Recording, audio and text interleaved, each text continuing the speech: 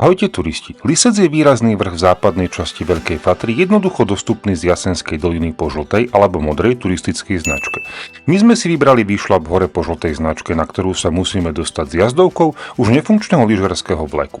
Nastúpame tak pomerne rýchlo prvý kilometr a 150 výškových metrov.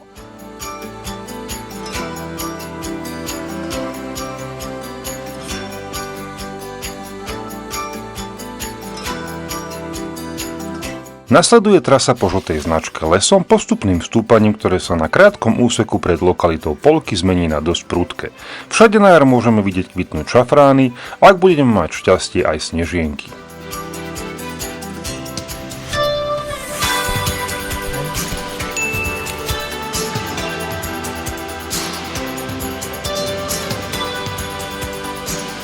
Od poliek stúpame hrebeňom s otvoreným výhľadom na Turčiansku kotlinu a hlavné končiare Veľkej Fatry.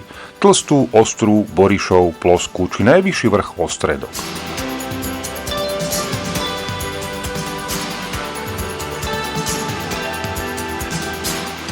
Na vrchole si vychutnáme kruhové výhľady až po hrebeň Vysokých Tatier.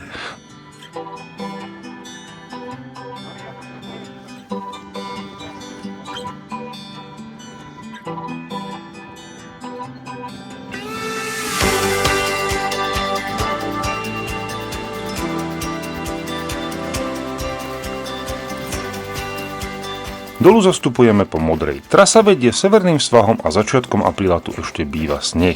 Je dobré mať so sebou návleky na topánky, ktoré skutočne v tomto teréne pomôžu.